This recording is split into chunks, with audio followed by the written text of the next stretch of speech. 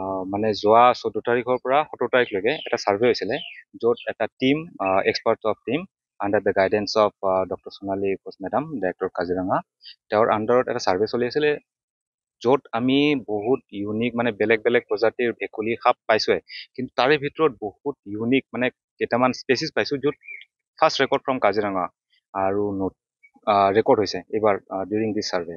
চ' তাৰে ভিতৰত হ'ল আপোনাৰ লিমলেছ এম্ফিবিয়ানছ যিটো আমি কেঁচু বেং বুলিও জানো ইয়াতে আৰু তাৰে ভিতৰত বেণ্টত গেকো জেঠি লিজাৰ্ড স্পেচিছ তাৰ পিছত আপোনাৰ ৰিড ফ্ৰগ বুলি কয় সেইটো ইউনিক গ্ৰাছলেণ্ডত পায় সেইটো পাইছোঁ আমি আৰু চফচেল ব্লেক টাৰ্টল সেইটো ৰেকৰ্ড কৰিছে সেইটো আছে কাজিৰঙাত চ'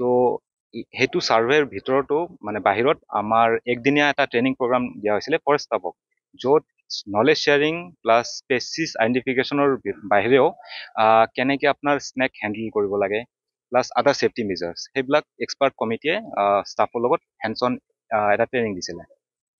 16 তাৰিখ সেইটো